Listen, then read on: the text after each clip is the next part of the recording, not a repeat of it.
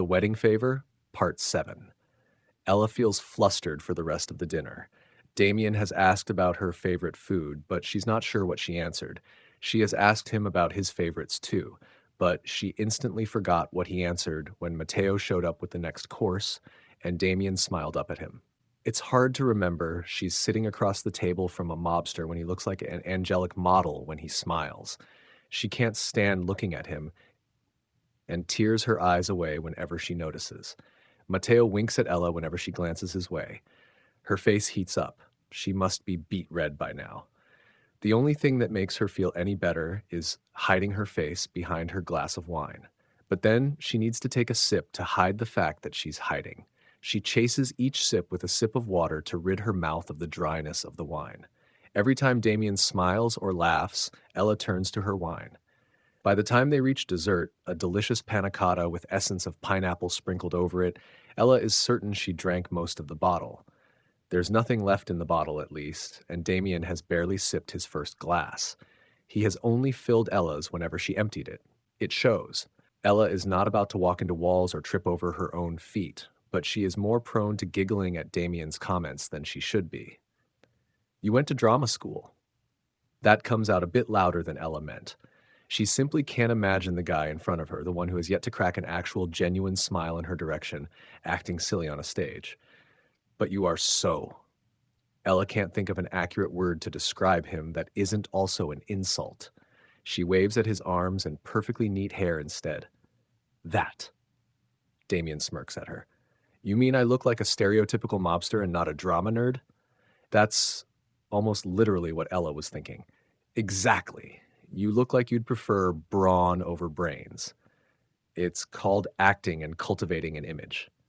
Damien does a dramatic hand flourish that looks completely out of place with his tight fitted suit and gelled back hair. He even still sports his usual stern face. It's ridiculous. Ella snorts out a laugh. She covers her mouth and nose with one hand and shakes her head until the laughter leaves her. Wait. This is not your go-to aesthetic? You'd prefer to wear something else entirely? The outfit and hair actually suit him, if you are one of those people that are into the mobster look. Ella is starting to think she is one of those. She resolutely tells her addled brain to not go down that road. Damien shrugs. "Of course I do. Just like you dress like this to ask a favor of the leader of a criminal syndicate. If you want to achieve a certain thing, you dress the part. What part am I dressed as?" Ella didn't really think about what she put on before getting in her car this afternoon, just that it was the nicest, most professional thing she owned. Damien hesitates for a moment. A confident woman who has a goal to achieve and is willing to do whatever it takes, including endangering her life, to get it. Ella hums. That certainly sounds nicer than plain tomboy who doesn't have the money to buy decent clothes, which is what she usually feels like. She doesn't care. She likes comfort over beauty anyway. Ella runs her fingers over the delicate edge of lace on the tablecloth. That doesn't mean she can't appreciate beauty where she finds it. "It suits you." Ella's head snaps up at Damien's soft voice. He's gazing at her, his lips turned up in the corners slightly. Her cheeks flush with heat, and she cups them with her cold hands.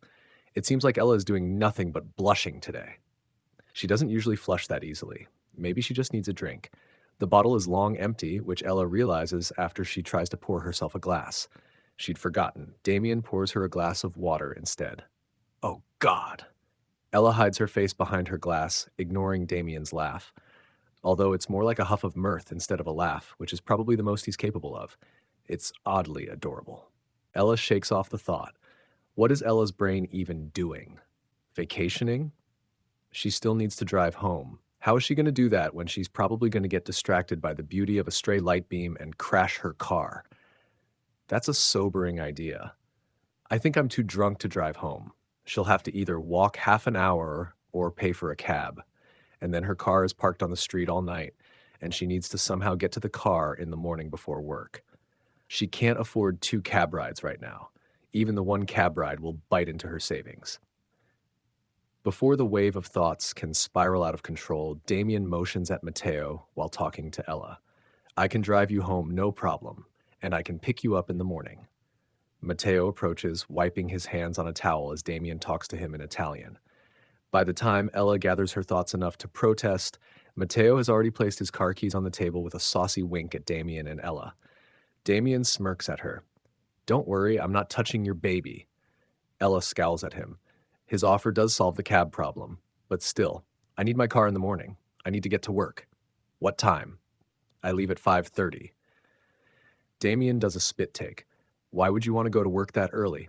If I start early, I finish early. I need money to live, and I, for one, have to work for my money. As opposed to Damien, the nephew of a mob boss who just needs to look intimidating occasionally, and maybe rough some people up. And kill people? What do the Giovannis do, actually? Damien's eyes narrow at her.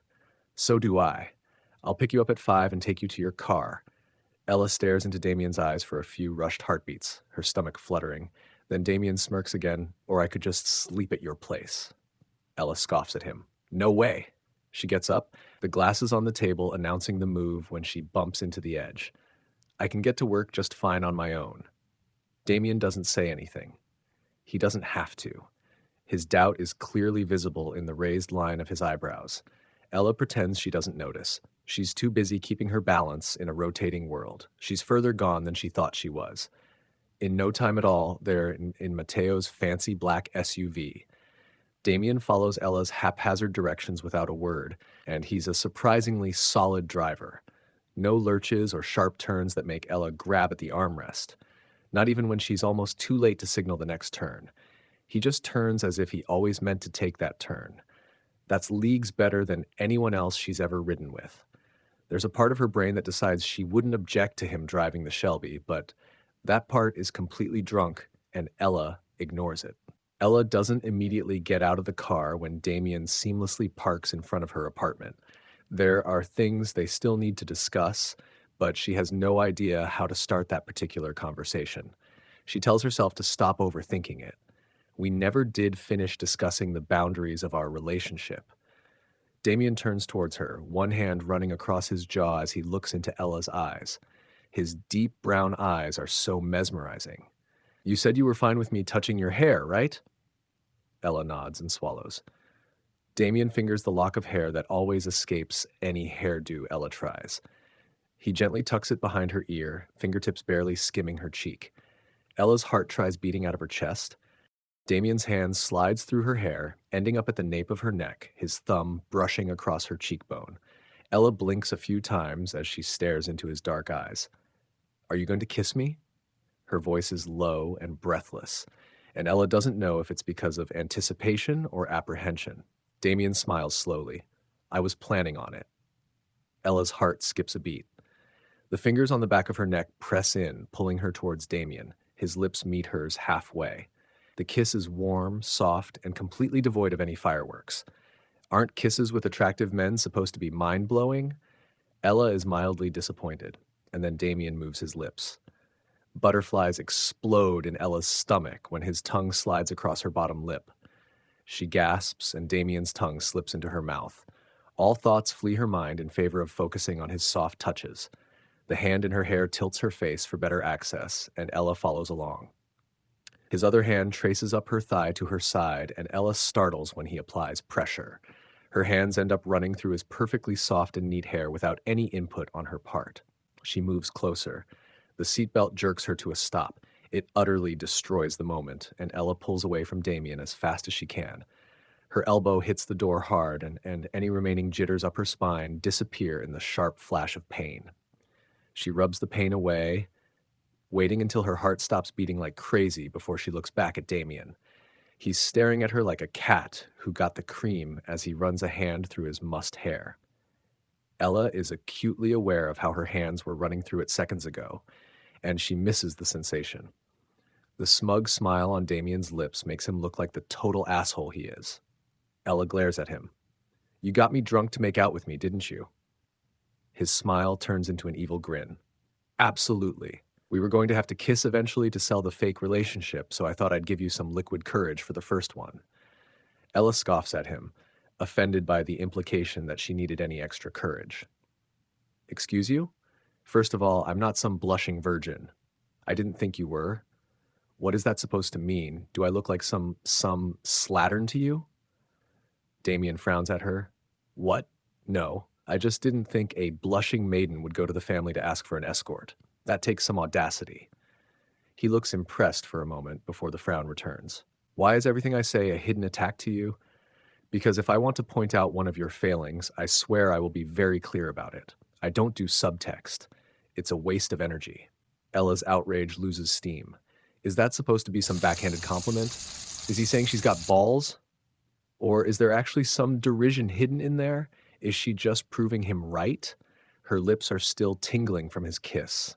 It's distracting. Ella shakes her head. She's too tired and too drunk to deal with any of this. She unbuckles. It takes her 2 tries. What kind of bullshit seatbelt is this? And gets out of the car. Damien is right there at her elbow when she closes the door. Damn, that guy is fast. I'll walk you to your door. Someone's watching from the 3rd floor. Ella's head snaps up and Damien hisses at her between his teeth. Don't look, you idiot. That's the first rule of spotting a stalker. Ella laughs at him. That's not a stalker. That's my neighbor, Kaylee. She's nice. Ella waves up at her with a smile, and Damien hesitantly copies her. The awkwardness of the move mellows Ella's heart a bit. Is she going to make sure you get up to your apartment safely, or do I need to escort you up? And Ella's heart freezes up again. I can get up 3 flights just fine, thank you very much. Damien throws her an exasperated look. Oh, right, he said he doesn't do negative subtext. But still, Ella is perfectly capable of walking upstairs, and the fact he thinks she doesn't is rude. I guess this is goodbye then? Do you need a ride to work tomorrow? Ella shakes her head. She'll figure it out. Damien turns to her more fully. Can I kiss you goodbye, or is that not allowed? Ella flushes, and she's not entirely sure whether it's because of anger or excitement. She refuses to think about it. She leans in for a quick peck on the lips and yells a "Bye, love," over her shoulder as she rushes inside. She leans against the cold stone of the hallway the second she's out of sight. The next 2 weeks are going to be the most confusing ones in her life.